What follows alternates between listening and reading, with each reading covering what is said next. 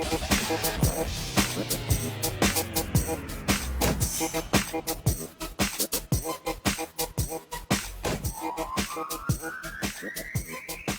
brutality, whether you yourself have been beaten, whether you are white or you are black, we are all victims of this. And that's another thing that bothers me. You know, this was a terrible thing that happened to the police with the sniper. It is a terrible thing, but they are victims of the same problem that is victimizing us. You talked before about cause and effect.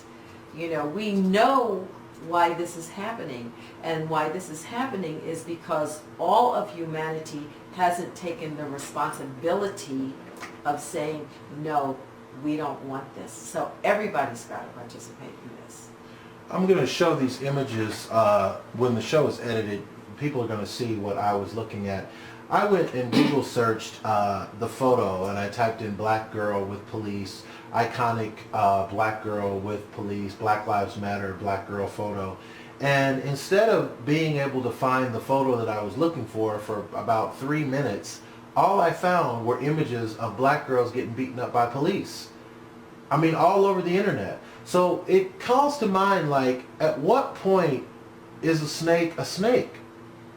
You know? I mean, at what point do we look at, I mean, are all those black girls in a run with the law because they have warrants, or because their tail lights are out, or because they have a concealed carry? And I mean, the little black girl that was pummeled at the swimming pool, and she has the policeman standing on her back, while one is on her back, the other one has his foot on her.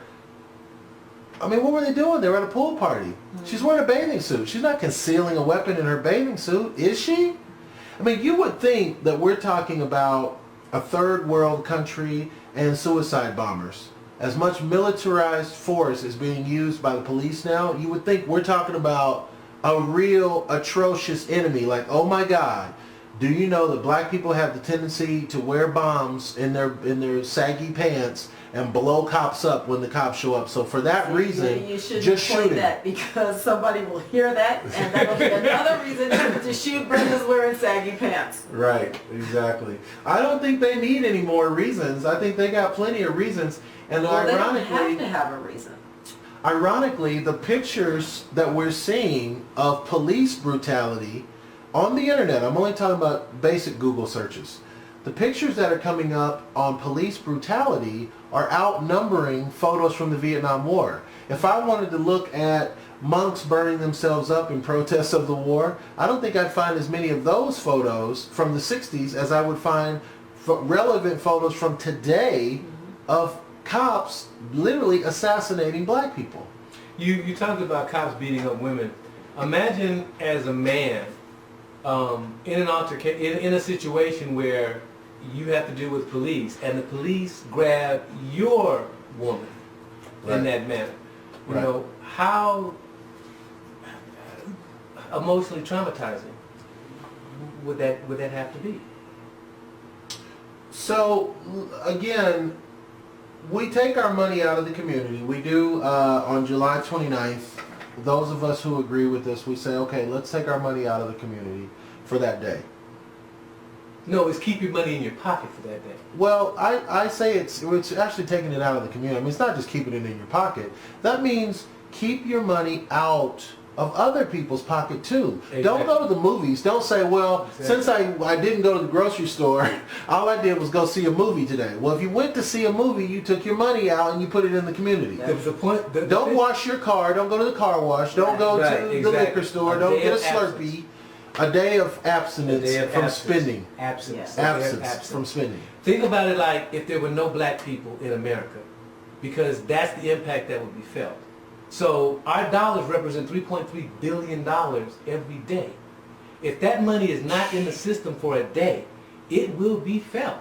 We don't have, well, let's always spend our money among black people, because we don't have that infrastructure. We don't have that. We can't just spend the money in the black community. Well, let's do business with only black businesses. Well, you got to find them.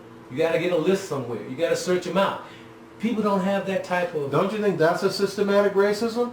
Why is it so hard It's to by find the design. black businesses? We It's- should be able to find all businesses if that's where we want to spend our money, right? It's by design. So see, this demonstration is perfect because the only value black people have ever had in America is monetarily, as far as our money. Our money is the only thing that they've ever cared about.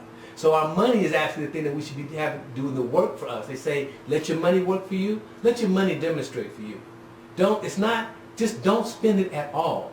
And if you support peace and love and family values, and if you are against this violence, this unnecessary, crazy, insane violence and this militarization of police, just for one day, just be absent. Keep your money to yourself. Spend time and energy on things that don't have to do with money. Your friends, your family, read a book. Just stay, if you have to go to work, pack a lunch. Buy your gas the day before. Don't buy Starbucks. Make your coffee at home. Take it with you. What we say is that when you don't spend your money on the 29th, your silence will be heard. Has this ever been done before? Not that I know of. I'll tell you what happened in the Well, airport. Montgomery boycotts. The Montgomery Bus boycotts, stop. 381 days of empty buses is what got Jim Crow laws changed in Alabama. When those buses went empty, business people said, make it stop. Make it stop. Because all the black people that they were taking advantage of walked, carpooled. We don't have to work that hard. Black lives matter.